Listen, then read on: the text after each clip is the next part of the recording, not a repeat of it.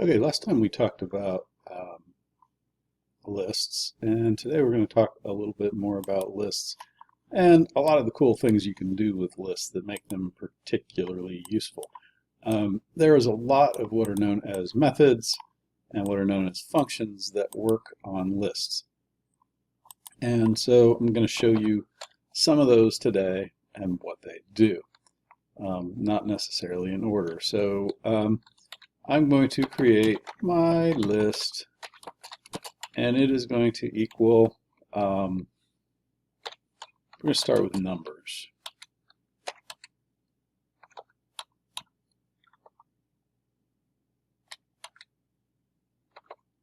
I'm going to put them in random order. And so we're going to,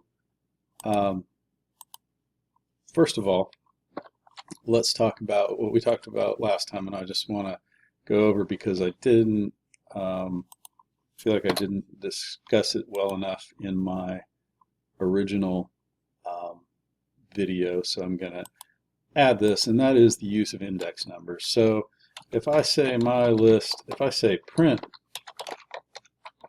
my list, it's going to print my whole list. If I say print my list, and then I put a number in square brackets like 3, it's going to print the third item, or the item at index position 3, which is actually the fourth item because it starts index position 0, 1, 2, and 3. So if I run this,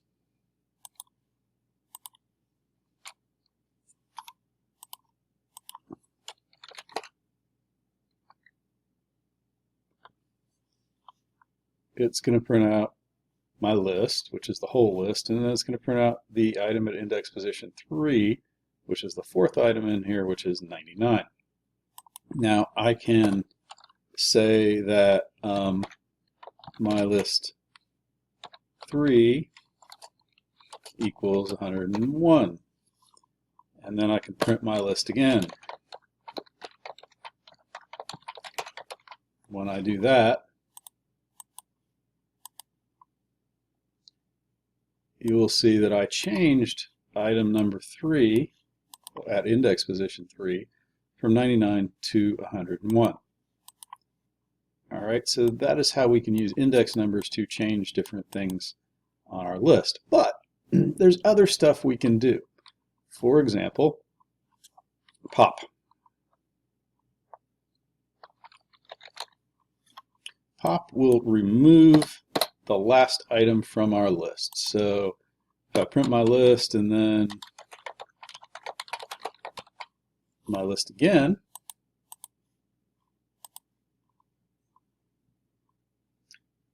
now you say, wait a minute, that didn't do anything. That's because I didn't type the code.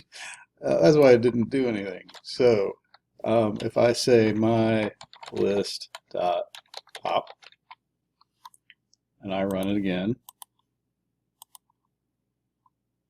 you will see that I lost my last item. I can capture that. If I want to take numbers off, but I need to know what they were, I could say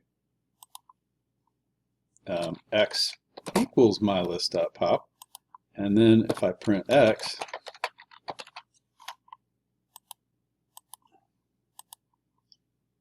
so you'll see that x is 55, and this is my list without 55. So that is pop. All right. The next thing is sort. So I'm gonna my list sort print my list.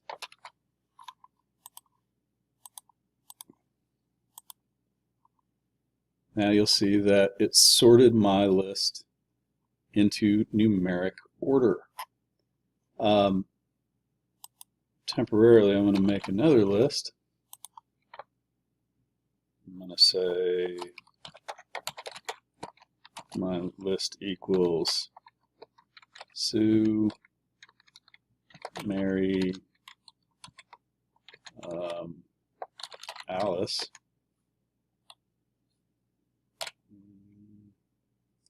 and Kiki. And I'm going to do this again. And you will notice that it put it in alphabetical order. One thing I have to warn you about, though, about sorting things in alphabetical order, which is that it doesn't sort it necessarily in the alphabetical order you would think it does. You will notice that Mary gets moved to the top because it sorts by capital, then lowercase. So it's not a true alphabetical sorting, so you have to be a little careful with that. But be aware, you can actually sort things in alphabetical order. Next cool thing we can do is we can reverse it.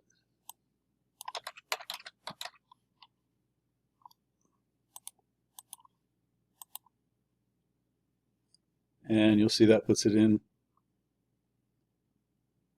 reverse order of that puts it in reverse order. There's also remove. And with remove, it removes the first occurrence of a value. So if I say remove 2, and then I run it, actually, you know what, I'm going to remove 12.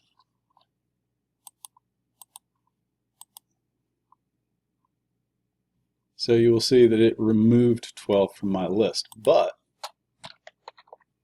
if I have two 12s, it only removes the first one. So that's remove. There is insert.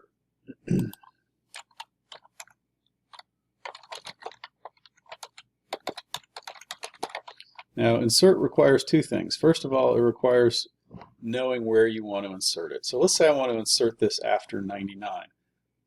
So I want it to be the 0, 1, 2, 3. I want it to be in index position number 4. So I'm going to say 4, and then I want to put in the number 1234 in index position 4. So we're going to run that. And you'll see that it inserted 1234 at index position 4. The thing that was at index position 4 got moved to 5, and so on. So that is insert. I can say index. This is a little tricky one. So if I say index 55, it is going to, no, actually, you know what, I'm going to say index 12. It's going to tell me the index number of the item at, or the index number of the first occurrence of the number 12. Now if I run this, I'm not going to see anything. Yeah. Instead, what I have to do in this case is I have to say x equals. So now x is going to become equal to the index position of the first 12. So this is going to be 0, 1, 2, 3, 4. All right, so if I print x,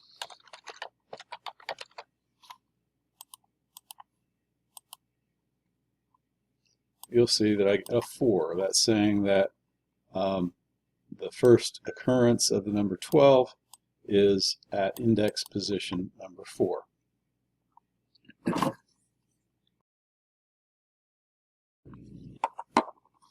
All right, next thing we can do. We can clear a list.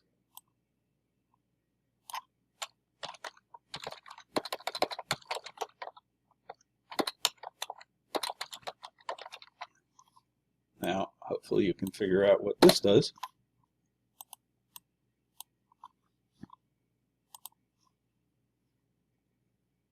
Clear actually removes the entire list. You'll see when I reprinted it, I got an empty list. All right, so that's clear. Copy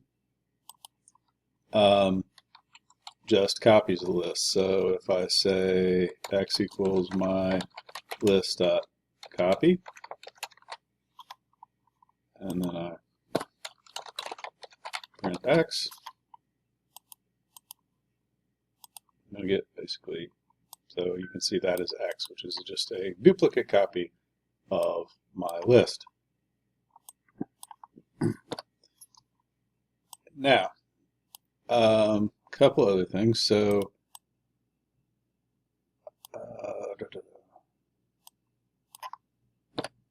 I'm going to do my list dot,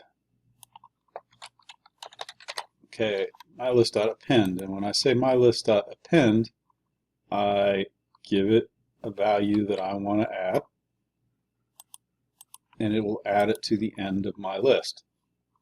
So you see that appended 34. Now, be careful, because sometimes people get confused between append and extend. Extend is the next one we're going to talk about. So append just sticks something onto the end. Extend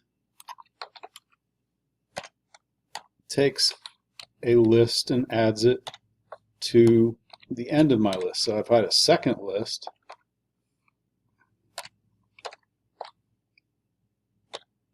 it's going to add all of these numbers onto my list. And that's different than what append would do. And let me show you why. So when I do extend, it just adds those and they become part of my list. When I do append,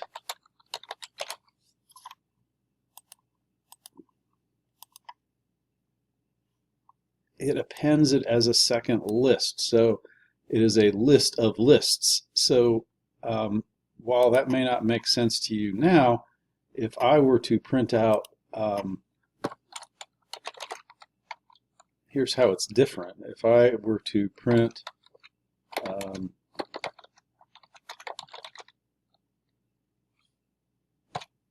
the item at index position 0, 1, 2, 3, 5, 6, 7,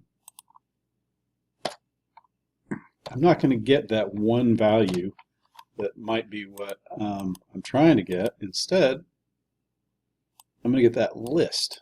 So append is for adding one item at a time. Extend is for adding a bunch of items that are also part of a list, or there's other variable types you can add as well. Count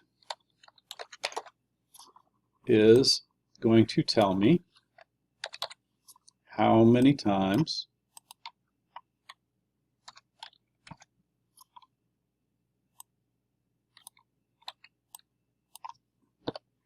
it's going to tell me how many times the number 12 appears in my list. It appears twice. If I were to say count 2, you'll see it's going to show that it appears once in my list. If I were to count 46,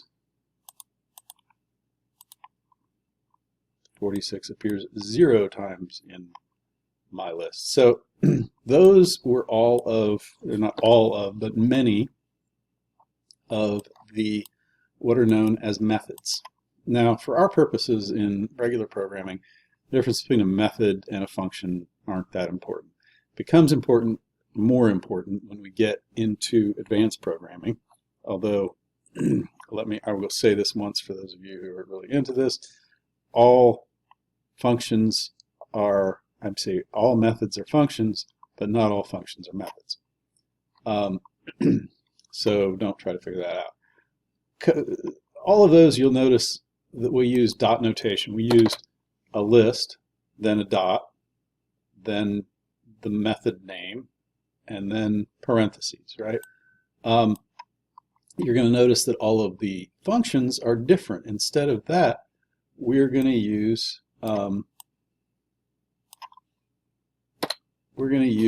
the word and then the name of the list inside the parentheses. So the functions are acting on the list the list becomes the argument for the function. And don't worry if you don't understand the difference. Just know that you can do these things. So if I were to print the sum of my list, the sum of all these numbers is 187. If I were to print the length of my list, len, that's going to tell me how many items are in my list. There are 7. If I want to know what the largest item on my list is,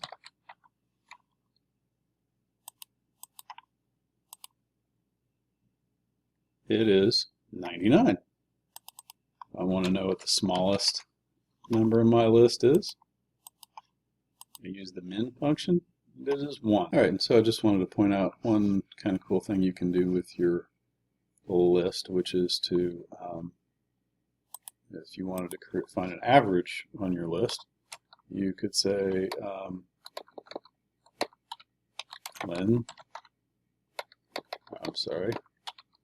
sum